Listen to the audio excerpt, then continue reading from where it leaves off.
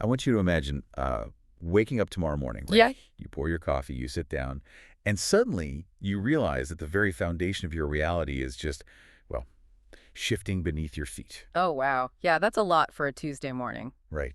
And I'm not talking about some subtle cultural trend here. I mean, how would you react if the way you learn and the way you make a living and, your fundamental understanding of existence were all completely upended at the exact same time? It is honestly a dizzying premise. You are talking about a total collapse of the familiar. Exactly. And across every major pillar of society, all happening concurrently, it's the kind of scenario that forces a population to either adapt overnight or just completely fracture. And that is exactly what we're exploring in today's deep dive. We're looking at this really fascinating collection of materials from a platform called the Parallel Observer. Right. Founded by John Grant. Yeah, John Grant, the founder and CEO of InnovateXR. And his platform serves as this incredible window into a society that is going through an absolute gauntlet of transformation. It really does. The material Grant publishes, it paints such a vivid picture of a world that is grappling with rapid technological and, honestly, existential changes. It's intense. It is. It's a brilliant lens for examining how a massive societal paradigm shift ripples through a population. I mean, all the way from their classrooms to their geopolitical borders. So our mission today is to map out that ripple effect for you. We are going to explore how their new National AI-First framework is completely revolutionizing education and the workforce. Yeah, that's a huge piece of it. And we'll analyze how old-school global geopolitics play out in this highly advanced new era. Which is more complicated than you might think. Definitely. And ultimately, we are going to examine the profound psychological toll on a society that is actively grappling with what they call a simulation revelation. Okay, Let's unpack this. sounds good. To really grasp the existential crisis the society is facing, we have to start at the foundational level. Right. Before we can understand their broader anxieties, we have to look at how they are fundamentally changing the way their citizens learn, from a very young age. Because the classroom is where reality is first shaped for all of us. Exactly. And the core of their educational revolution is this National AI-First framework launched by their Department of Education. Yeah. And the stated intention there is incredibly ambitious. They are aiming for the complete democratization of learning. Which, I mean, the premise sounds ideal on paper, right? The goal is to ensure that all students, regardless of their zip code or background, have access to top-tier educational resources. Right. But what is truly fascinating here is the mechanism of that personalization. We are not just talking about a sophisticated search engine or an algorithm that recommends reading assignments. No, it is far deeper than that. The analysis in the Parallel Observer outlines how the AI serves as a dedicated, hyper-adaptive tutor. Yeah, it's wild. It is recalibrating its teaching methods in real time. Like, if a student is struggling with a math concept, the AI doesn't just repeat the formula. Right, it doesn't just say it's slower. Exactly. It analyzes the student's cognitive response. Maybe it tracks how long they hesitate on a specific variable, and then it instantly generates a new analogy tailored to that specific kid's brain. It's incredible. We're moving entirely away from the industrialized model of education, where one teacher delivers a static lesson to 30 different minds and just, well, hopes it sticks. I mean, think about traditional education like a one-size-fits-all radio broadcast. You turn on the radio, and you just have to listen to whatever song is playing. Yeah. If you don't like it or you don't understand the lyrics, too bad. You're just stuck with it. Right. But this new AI framework, especially when coupled with the augmented reality revolution they are experiencing, it's entirely different. It is like having a bespoke, two-way conversation with reality itself. The augmented reality integration is where this framework truly breaks the boundaries of traditional schooling. The sources detail how AR makes the content completely interactive. It's not just screens anymore. Exactly.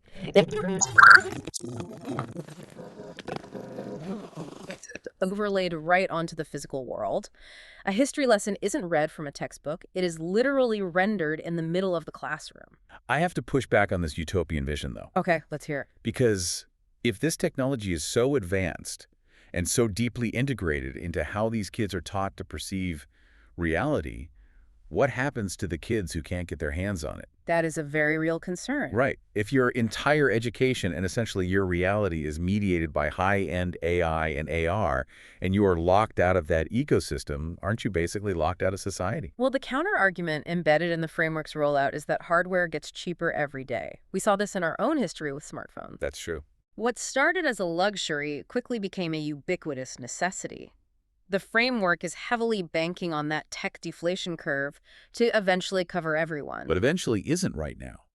A 5-year gap in a technology this profound isn't just a slight disadvantage, it's an evolutionary chasm. You're not wrong. If only certain well-funded districts can afford the AR hardware and the massive bandwidth required to run these hyper-adaptive AI models, you don't democratize learning at all.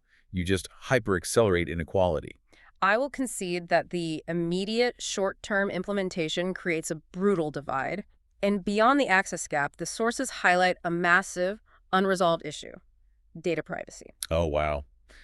To personalize learning to the degree you just described, analyzing hesitations, tracking cognitive responses, the AI must ingest a staggering amount of intimate psychological data. Just to figure out how a student's brain works. Exactly. So who owns that data? Is the government just holding a cognitive map of every child in the country? Exactly. And how is it protected from corporate interests? These practical, immediate anxieties are bubbling fiercely under the surface of their educational revolution. And wait, it doesn't stop with the kids. Think about the parents. Right.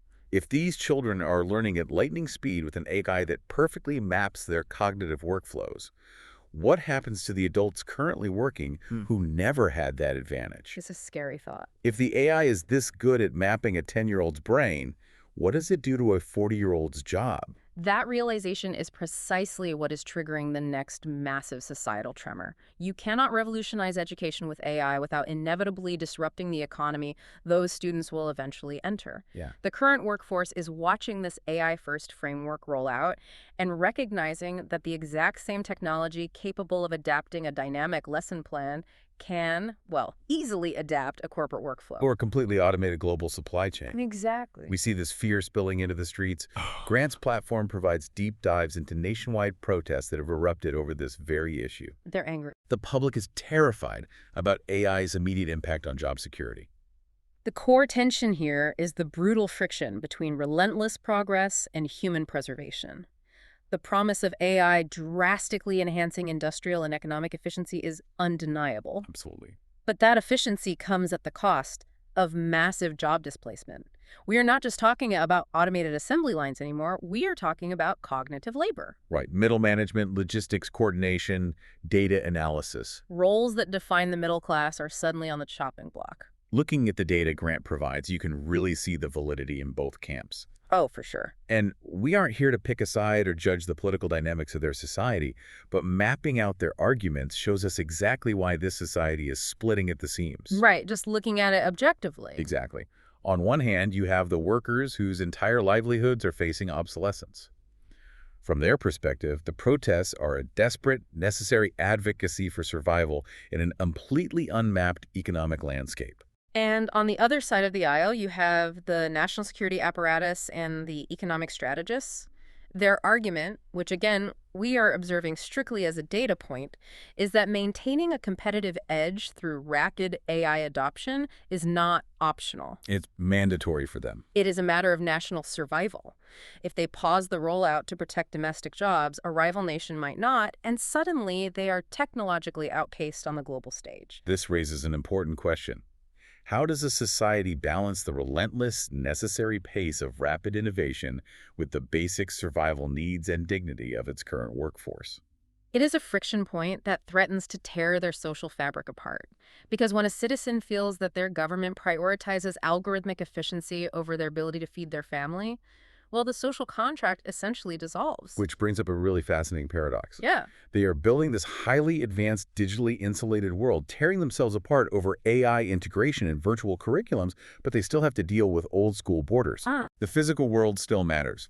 We see this vividly in their internal debates regarding the U.S. strategy on Iran. It proves that even in a highly advanced society, tangible geopolitics cannot be ignored. The world outside their borders is aggressively demanding attention. Again, to be explicitly clear, We are impartially reporting on how these geopolitical tensions are framed within the parallel observer.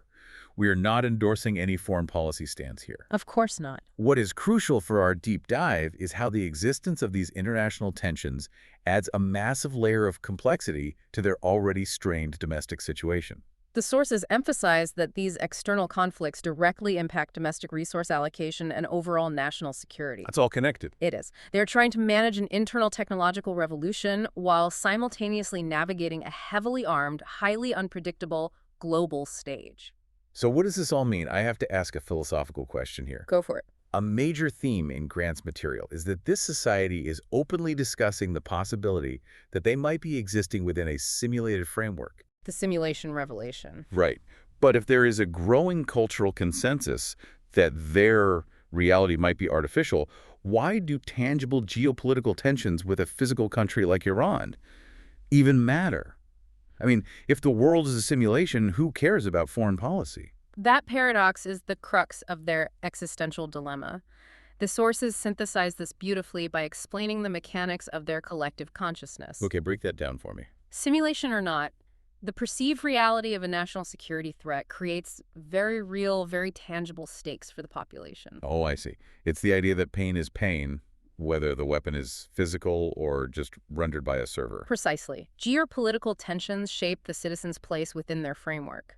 If the government announces a severe national security threat, it alters the internal behavior of the entire population. Right. It changes where funding goes, it changes the laws that are passed, and it definitely spikes the collective anxiety levels. The foundational rules of the simulation still have consequences that dictate whether a citizen feels safe or terrified.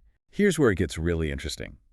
Think about the immense cognitive dissonance these people are experiencing. It must be exhausting. I want you, the listener, right now, to imagine your own life under these conditions. You are trying to pay your mortgage, you are desperately trying to hold on to your job while an AI revolution breathes down your neck, and you are doom-scrolling through news about impending international conflicts.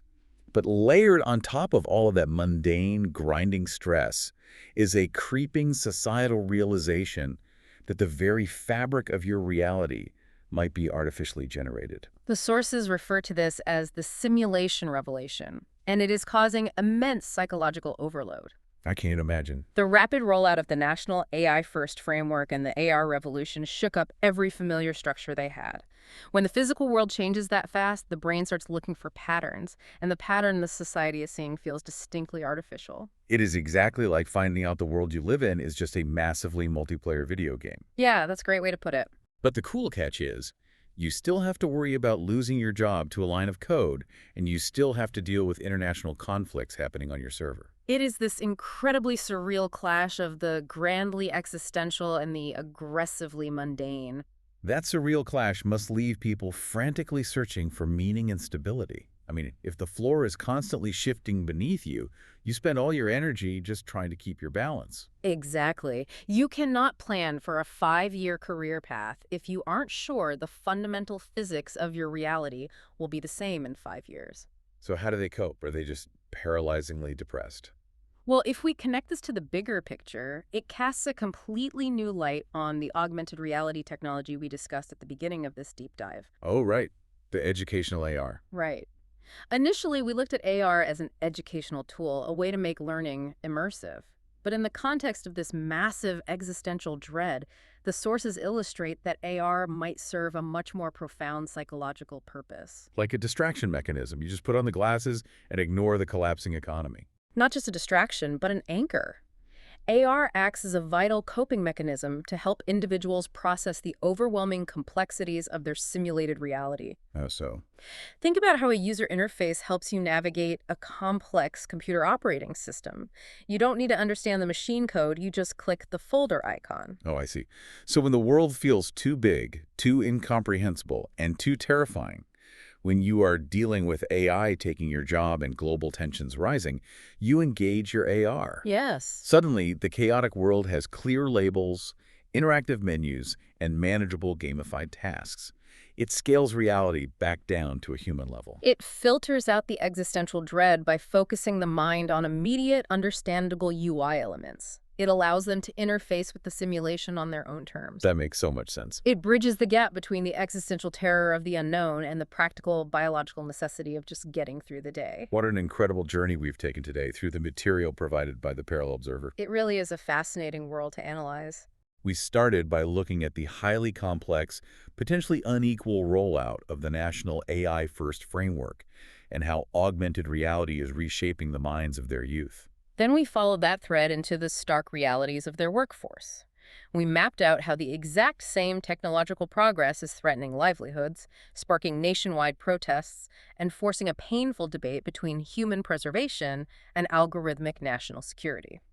And we saw how, despite their advanced technological state, undeniable global tensions still anchor them to very real stakes, proving that the borders of their maps still dictate their collective consciousness. And it all culminated in the profound psychological weight of a society grappling with a simulation revelation. A population relying on the very technology that disrupted their world to serve as a psychological anchor in an increasingly artificial reality is a massive amount of information to process.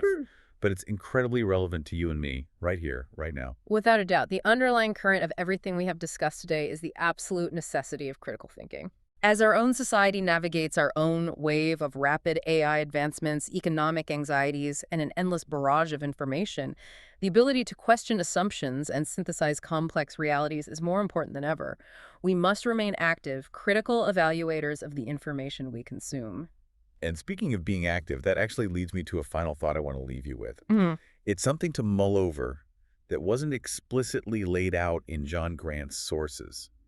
But looking at the trajectory of this society, it feels like the inevitable next step. I'm intrigued. Where do you see this going? We talked extensively about how they use augmented reality to overlay new interactive elements onto their physical environment. Right now, they're using it to cope, to learn, and to navigate. Right, the UI for survival. They are using the UI to survive this simulation. Yeah. But if they are truly beginning to understand that they are living in a simulated framework and they are already comfortable manipulating it with AR. You're suggesting they might move beyond just participating in it. Exactly. Could they eventually learn to use their technology not just to navigate their reality, but to actively recode the rules of it? Wow. Think about it. What happens when a society realizes the walls around them are digital and they figure out how to program the paint?